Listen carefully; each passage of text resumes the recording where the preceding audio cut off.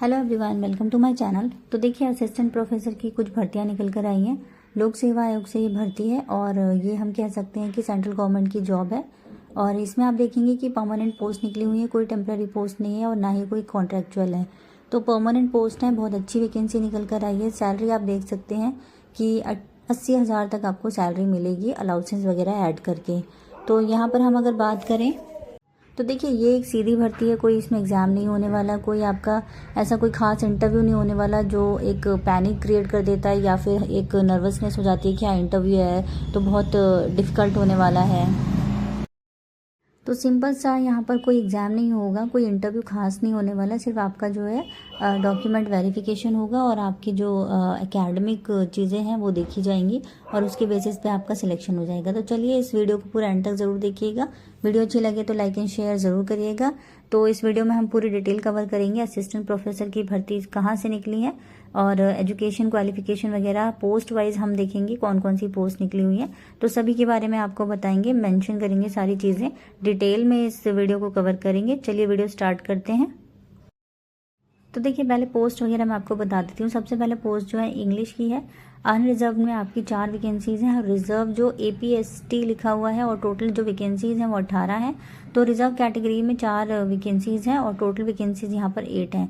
और यहाँ पर मेंशन किया हुआ है कि 1 पोस्ट जो है ना PWD वालों के लिए और लोकोमोटिव जो डिसेबल लोग होते हैं उनके लिए यहाँ पर रिजर्व की हुई है। बाकी की जो पोस्ट हैं वो सारे अनरिजर्व कैटेगरीज के लिए हैं। तो यहाँ पर क्लियरली मेंशन किया हुआ है। दूसरी पोस्ट अगर हम देखें तो हिंदी की है। टोटल नंबर ऑफ वैकेंसीज 14 है। यहाँ भी एक जो है पोस्ट रिजर्व की हुई है PWD वालों के लिए और एक जो पोस्ट है वो है लोकोमोटिव डिसेबल लोगों के लिए। हिस्ट्री की टोटल 21 है जिसमें कोई भी रिजर्व कैटेगरीज नहीं है।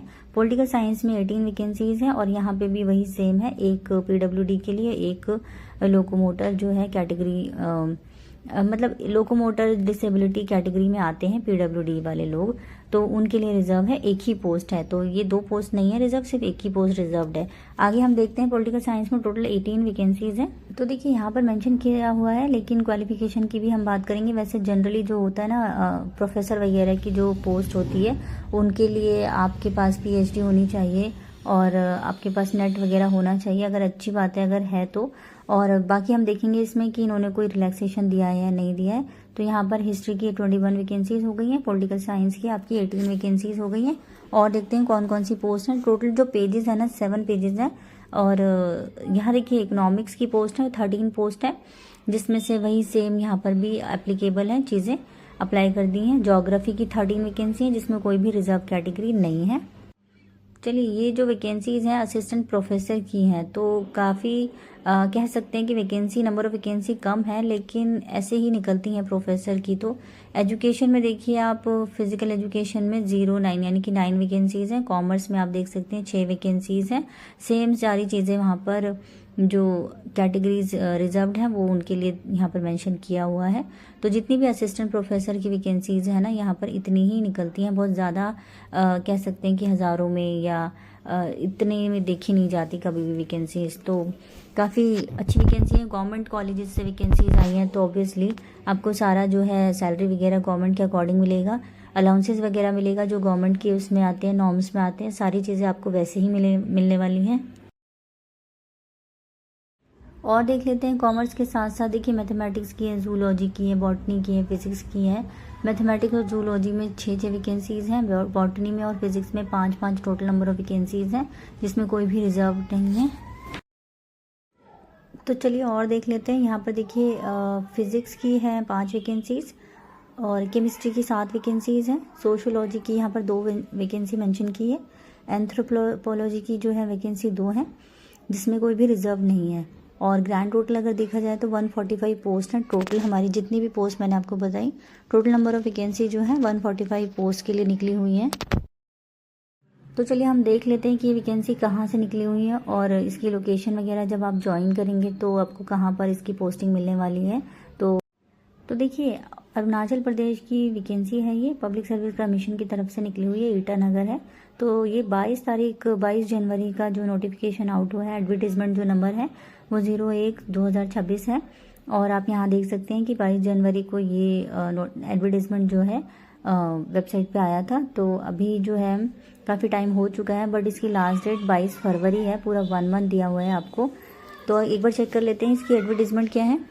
तो देखिए यहाँ मेंशन किया हुआ है कि जो अरुणाचल प्रदेश ये जो पब्लिक सर्विस कमीशन है, यहाँ पर जो पोस्ट मेंशन की हुई है, यहाँ पे आप देख सकते हैं कि सैलरी इन्होंने बोली है 57,000 आपको मिलने वाली है, लेकिन अलाउंसेस वगैरह सारी लगा के 80,000 के आसपास आपको सैलरी मिलेगी। तो जो मेन एक्चुअल में सैलरी है वो 57 है, बट जितने भी गवर्नमेंट अलाउंसेस होते हैं वो सारे लगा के 80,000 हो जाएगी। अप्लाई कैसे करना है वो देख लेते हैं। तो अप्लाई में देखिए आपको ना 1 टाइम रजिस्ट्रेशन करना होगा। अगर किसी ने पहले अप्लाई किया होगा तो वो बात अलग है, लेकिन जिसने फर्स्ट टाइम कर रहा है तो वो ये जो वेबसाइट लिखी हुई है यहाँ पर, इस पे आप जाएंगे और 1 टाइम आपका जो रजिस्ट्रेशन है, पहले आपको रजिस्ट्रेशन करना है, फिर जाके आपको एप्लीकेशन फॉर्म फिल करने के लिए मिल जाएगा। मैं अभी इस वीडियो के लास्ट में आपको दिखा दूंगी कि कैसे अप्लाई करना है, कैसे इसकी वेबसाइट को ओपन करना है, लेकिन वेबसाइट यहाँ पर क्लियरली मेंशन है। अगर चाहें तो आप डायरेक्ट यहाँ पर ये वाली वेबसाइट डाल सकते हैं और रजिस्ट्रेशन का पेज आएगा, वो आप फिर रजिस्ट्रेशन उसमें कर सकते हैं।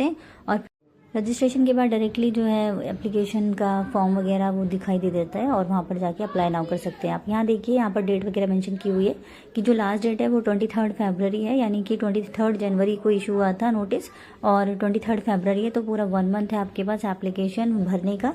तो बहुत ही ज़्यादा टाइम है, इसमें कोई घबराने वाली बात नहीं है। थोड़ा सा वीडियो लेट बन पाई है उसके लिए सॉरी, बट अभी फिर भी बहुत टाइम है इसमें, आप अप्लाई कर सकते हैं आराम से। एलिजिबिलिटी देखिए, अगर मैं एलिजिबिलिटी की बात करूं तो असिस्टेंट प्रोफेसर की है तो मास्टर डिग्री आपके पास होनी चाहिए। यहाँ पर इन्होंने परसेंटेज मेंशन किया है 55% मार्क्स। तो ये इन्होंने रिलैक्सेशन भी रखा हुआ है नीचे, 5% मार्क्स दिए हुए हैं। तो एक्चुअल में जो आपका एलिजिबिलिटी होनी चाहिए वो मास्टर डिग्री आपके पास होनी चाहिए 55% मार्क्स के साथ, और आपने पीएचडी वगैरह किया होना चाहिए, क्योंकि असिस्टेंट प्रोफेसर के लिए पीएचडी होनी चाहिए, या फिर नेट आपके पास होना चाहिए। नेट हो, स्लेट हो या सेट हो, कोई भी ऐसा आपने यूनिवर्सिटी लेवल का एक एलिजिबिलिटी टेस्ट क्लियर किया होना चाहिए। तो ये कंपलसरी होती हैं चीज़ें। तो देख लेते हैं एक बार यहाँ पर इन्होंने मांगा है या नहीं मांगा है। वैसे तो हर जगह मांगते हैं, असिस्टेंट प्रोफेसर हो या प्रोफेसर के लिए अगर आप अप्लाई करना चाह रहे हो, लेकिन यहाँ अरुणाचल प्रदेश के इसमें एडवर्टीजमेंट में आया है कि नहीं। तो देखिए यहाँ लिखा हुआ है क्लियरली कि जो नेट और स्लेट हो गया, सेट हो गया, इनमें से कोई भी आपके पास होना चाहिए। और जो यूजीसी ग्रांट्स कमीशन है ना, इनके थ्रू आपने ये चीज़ें की होनी चाहिए। एक जेन्युइन डिग्री होनी चाहिए आपके पास, और नहीं है तो पीएचडी वगैरह होना चाहिए। तो पीएचडी कैंडिडेट भी यहाँ पर अप्लाई कर सकते हैं। तो यहाँ मेंशन किया है कि एक जेन्युइन डिग्री होनी चाहिए, कोई फेक डिग्री या कोई ऐसी इधर उधर से अप्लाई करती हो तो वो चीज़ें नहीं चलेंगी। तो देखिए यहाँ पे up to 30 years of age यहाँ पर अप्लाई कर सकते हैं। साथ में आपको रिलैक्सेशन मिलने वाली है 35 ईयर्स फॉर SC/ST, यानी कि 5 साल SC/ST के वालों के लिए, और 5 साल का जो रिलैक्सेशन है वो SC/ST वालों के लिए मिलता है। और AP/ST वाले जो अरुणाचल प्रदेश के लोग हैं उनको भी 5 साल का रिलैक्सेशन दिया जा रहा है। तो ये इनका अपना ही है कि अपने स्टेट वाले लोगों के लिए यहाँ पर ये लोग अलग से रिलैक्सेशन दे रहे हैं। बाकी देखिए जो अदर स्टेट के लोग हैं ना, वो जनरल में ही काउंट होंगे, उनके लिए कोई रिलैक्सेशन नहीं है। इन्होंने अपने स्टेट वालों के लिए रिलैक्सेशन रखा है एक में। मेथड ऑफ सिलेक्शन की बात करें तो यहाँ पर कोई भी इंटरव्यू, कोई भी एग्ज़ाम नहीं होगा, रिटन एग्ज़ाम नहीं होने वाला है। 100 मार्क्स का इंटरव्यू होगा आपका। जो 100 मार्क्स का इंटरव्यू होगा वो भी इतना कोई डिफिकल्ट नहीं होने वाला, सिर्फ जनरल चीज़ें पूछी जाएंगी और हो सकता है आपसे सब्जेक्ट रिलेटेड कुछ पूछ लिया जाए। इतना कोई हाई फाई इंटरव्यू नहीं लिया जाता है। और सबसे अच्छी बात है कि आपके पास एग्ज़ाम नहीं होने वाला है, तो एक एग्ज़ाम में ही थोड़ा सा डिफ़िकल्ट हो जाती हैं चीज़ें।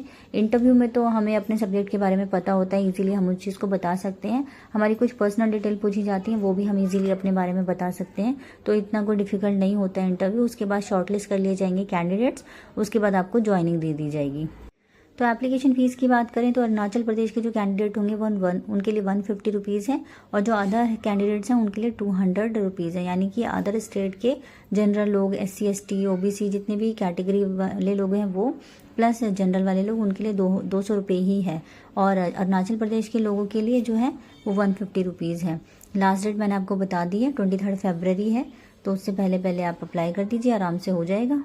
यहाँ देखिए गूगल पे आप इस टाइप का Arunachal Pradesh public service commission डालेंगे तो इजीली ये इंटरफेस खुलकर आएगा।